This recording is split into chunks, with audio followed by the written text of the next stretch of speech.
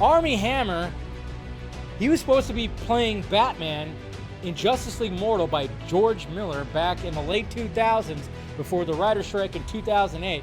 He was cast to play Batman.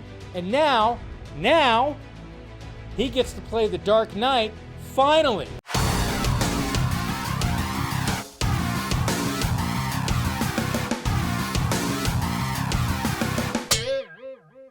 Now we got the Hammer, the Armie Hammer. That's right, the guy who apparently wants to eat people.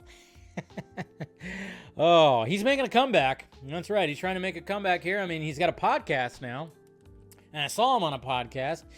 And yeah, you know, we talked about the whole thing, and it is kind of interesting. It is kind of interesting because, man, yeah, that whole thing when Armie Hammer came out, but at the same time, he actually enjoyed the fact that he was just working at a resort, selling, you know, resort stuff, you know. He actually was okay with doing that.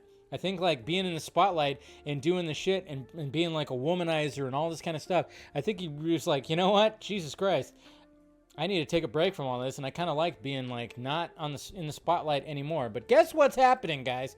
Armie Hammer, he was supposed to be playing Batman in Justice League Mortal by George Miller back in the late 2000s before the writer's strike in 2008. He was cast to play Batman. And now he gets to play the Dark Knight, finally. Armie Hammer set for lead role in All Ball's vigilante thriller, The Dark Knight. What? All Ball? He's still making movies? All Ball? He's still making movies.